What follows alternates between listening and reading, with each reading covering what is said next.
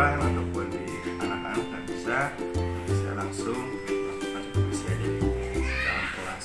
Nah baru setelah itu mungkin nanti kita bisa apa istilahnya saling bertukar pikiran setelah itu. Oke, siap Pak Iwan? Siap. Siap.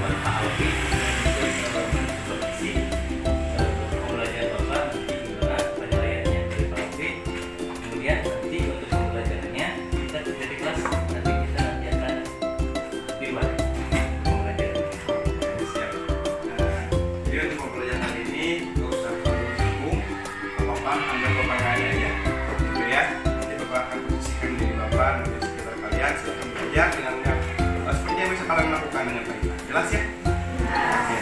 Untuk pembelajaran kedua, silakan dibawa alat tulis seperti buku, pulpen, dan baik boleh.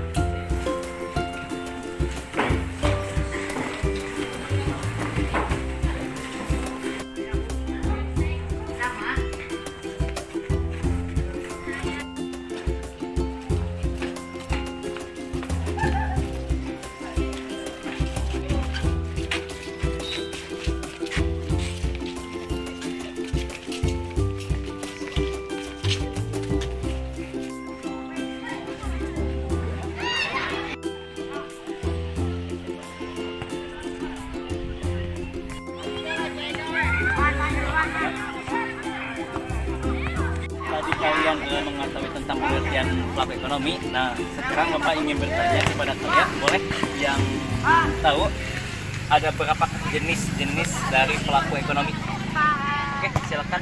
Gila. Ya, yang pertama. Oke, jadi untuk jenis-jenis pelaku ekonomi itu ada 4. Yang pertama rumah tangga keluarga, yang kedua produsen, yang ketiga perusahaan, dan yang keempat ada pemerintah. Itu jenis-jenis dari pelaku ekonomi. Ya, gimana? Kan tadi di pelaku ekonomi di rumah tangga sudah dijelaskan. Ya. Sekarang saya akan bertanya tentang pelaku ekonomi di perusahaan. Untuk contoh dari pelaku ekonomi di perusahaan ada 7 kelompok. Yang pertama ada BUMN. BUMN itu singkatan dari Badan Usaha Milik Negara. Kemudian yang kedua ada BUMS, Badan Usaha Milik swasta. Kemudian yang ketiga ada koperasi yang biasanya bekerja sama dengan sebagai instansi. Kalau contoh kita biasanya di sekolah itu bekerja sama dengan instansi pendidikan. Nah, itu contoh dari pelaku ekonomi di perusahaan. Untuk pembelajaran tentang berpihak, sudah mencoba menjelaskan dari pelaku ekonomi yang pertama dari pelaku ekonomi rumah tangga, kemudian produsen, kemudian ada pemerintah dan ada perusahaan. Nah, untuk lebih kalian memahami materi yang pelaku ekonomi, Bapak akan kasih satu soal quiz untuk menambah pengetahuan kalian. Baik, silakan ditulis soalnya.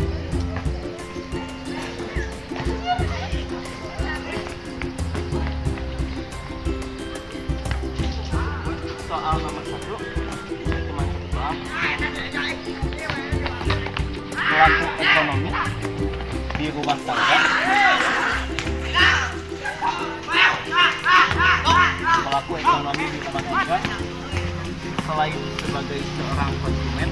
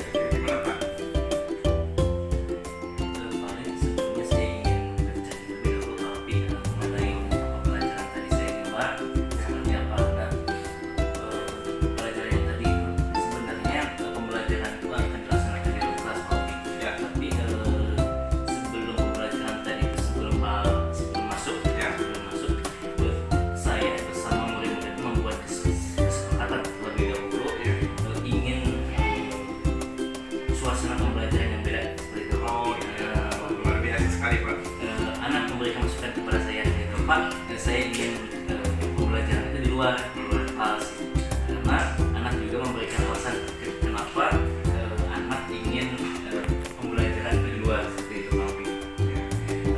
Ada yang bilang kalau pembelajaran di kelas itu jenuh, ada ngantuk dan lain sebagainya. Dan saya setujui pendapat dari anak-anak bahwa pembelajaran nanti kita akan belajar di luar kelas tapi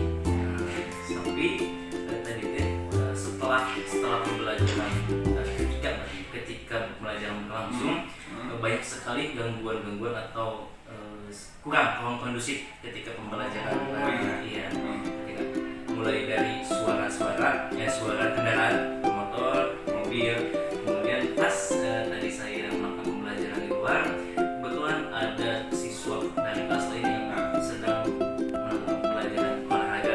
Maka dari itu suasana ketika dari pembelajaran kurang kondusif begitu Pak Omi. Nah, jadi ketika saya sudah menetapkan dari Bapak udah katakan, kira-kira nih ya, apa hambatan yang memang terjadi tadi atau bagaimana sih? Kira-kira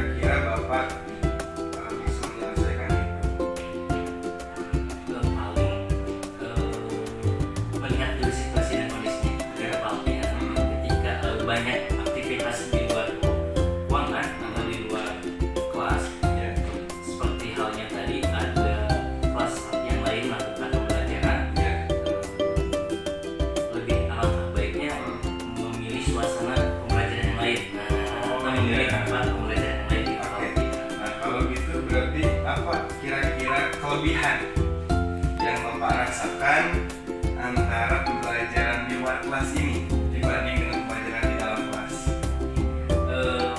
Kalau manfaatnya dari pembelajaran di luar yang tadi saya dan anak-anak rasakan, yang pertama pasti suasana yang biasanya di kelas jenuh dan ngantuk itu enggak.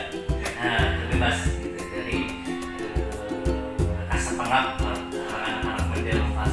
Jadi ketika dari pembelajaran di luar, anak-anak lebih antusias sebenarnya, tetapi hanya saja pas ada kegiatan kelas yang lain, nah jadi kegiatan pelajaran terhambat seperti itu. Jadi ketika saya menjelaskan materi, saya harus mengeluarkan suara yang lebih keras seperti itu. Nah kalau boleh tahu nih ya Pak, kalau misalkan kondisinya seperti itu yang tadi Bapak udah utarakan gitu kan ya, solusi yang terbaik menurut Bapak seperti apa? Kalau misalkan tadi kan pembelajaran Bapak harus suara lebih keras, itu kan berarti rumah Bapak harus lebih tinggi. Kira-kira apa ya Bapak ya solusinya? Mungkin kalau di pertemuan selanjutnya ya Bapak ya, kalau nanti ada kelas yang lain sama-sama lagi beraktivitas pembelajaran, mungkin selain di dalam kelas nanti kan masih ada ruangan ya, ruangan lab IPA atau lab komputer, nanti bisa menggunakan peralatan pembelajaran seperti video pembelajaran atau PowerPoint atau lain sebagainya. Luar biasa sekali nih Pak Ipan ide yang udah Pak Ipan keluarkan tadi. Nah menurut Bapak apakah tadi menggunakan buku teks atau misalkan pembelajaran di luar itu dapat menghambat eksplorasi dari murid tersebut? Sebenarnya bisa iya bisa tidak Pak Opi. Kenapa? Sebenarnya kan sebenarnya pas kita membuat kesepakatan seperti itu kan kita sebenarnya belum ada persiapan. Nah nanti ya, jadi itu kan persiapan dadakan. Tidak tahu. Jadi kalau ada persiapan terlebih dahulu kan nanti saya akan menyuruh anak atau membawa peralatan-peralatan untuk mendukung pembelajaran. Betul. Dan juga pasti akan menyiapkan apa namanya alat peraga yang ya bisa menarik perhatian siswa semua. Mantap sekali, luar biasa. Oke nah, jadi tadi setelah yang Bapak utarakan luar biasa sekali Bapak itu apa identifikasi dari sebuah masalahnya seperti itu ya. Nah, jadi sekarang kira-kira nih apa rencana Bapak untuk menyelesaikan masalah yang tadi dari kebisingan itu gitu kan Pak? Padahal kan Bapak tadi memberikan bahwa oh ternyata di luar lebih asik. Jadi dengan kondisi yang seperti tadi kan Pak ya di luar, kira-kira rencana Bapak untuk menyelesaikan masalah itu apa? Paling sebelumnya tadi seperti yang tadi saya utarakan Pak Opi, berarti saya melihat fungsi dan kondisinya berarti di lapangan seperti apa. Walaupun tidak mendukung untuk pembelajaran di luar kelas, nanti saya akan bawa anak ke ruangan lain, tapi dengan alat peraga dan akan menggunakan waker gitu Pak Opi. Nanti saya akan menggunakan PowerPoint, berarti di sana saya akan menampilkan video-video pembelajaran. Jadi nanti saya akan menarik perhatian siswa untuk terus bertanya aktif. Nanti kreatif dan inovatif siswa itu nanti akan keluar ketika saya memberikan PPT dan video pembelajaran seperti itu. Mantap, luar biasa sekali, bagus sekali itu berencana Bapak Ipan ya. Nah, mudah-mudahan berhasil ya Pak ya, amin. di rencananya. Nah, kira-kira apa yang akan Bapak sampaikan kepada peserta didik ketika Bapak mempunyai rencana yang seperti itu?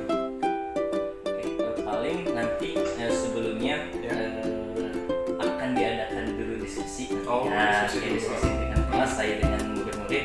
Nanti ingin pembelajaran itu seperti apa? Nah, nanti ketika menggunakan metode pembelajaran seperti itu. Jadi ada kesepakatan. Iya, kesepakatan supaya pembelajaran itu bukan dari saya, tapi anak-anak pun memberikan masukan ingin pembelajaran seperti apa gitu. Jadi nanti ketika saya menggunakan PowerPoint dan menyiapkan atau menyetel video pembelajaran, nanti hal apa saja yang alat peraga yang bisa menarik perhatian siswa semua. Mantap sekali, luar biasa. Oke nah, jadi tadi setelah diutarakan luar biasa sekali Bapak itu apa identifikasi dari sebuah masalah gitu ya. Nah, jadi sekarang kira-kira nih apa rencana Bapak untuk menyelesaikan masalah yang tadi dari kebisingan itu gitu kan Pak? Padahal kan Bapak tadi memberikan bahwa oh ternyata di luar lebih asik. Jadi dengan kondisi yang seperti tadi kan Pak ya di luar, kira-kira rencana Bapak untuk menyelesaikan masalah itu? Paling sebelumnya tadi seperti yang tadi saya utarakan, nanti saya melihat fungsi dan kondisinya di lapangan seperti apa. Kalaupun tidak mendukung pembelajaran di luar kelas, nanti saya akan bawa anak ke ruangan lain tapi dengan alat peraga dan menggunakan proyektor. Nanti saya akan menggunakan PowerPoint, berarti di sana saya akan menampilkan video-video pembelajaran. Jadi nanti saya akan menarik perhatian siswa untuk terus bertanya aktif. Nanti yang tidak inovatif siswa itu nanti akan keluar ketika saya memberikan PPT dan video pembelajaran. Mantap, luar biasa sekali, bagus sekali itu berencana Bapak Ipan ya. Nah, mudah-mudahan berhasil ya Pak ya, di rencananya. Nah, kira-kira apa yang akan Bapak sampaikan kepada peserta didik ketika Bapak mempunyai rencana yang seperti itu? Paling nanti sebelumnya akan diadakan dulu diskusi. Diskusi dengan kelas saya dengan murid. Nanti ingin pembelajaran itu seperti apa? Nah, nanti ketika menggunakan metode pembelajaran seperti itu. Jadi pembelajaran suasana pembelajaran seperti apa? Nanti di luar tadi ketika pembelajaran dirasakan di luar ternyata kondisinya tidak kondusif atau tidak. Jadi saya pun tidak mengecek terlebih dahulu kondisi di lapangan itu seperti apa, kita tahu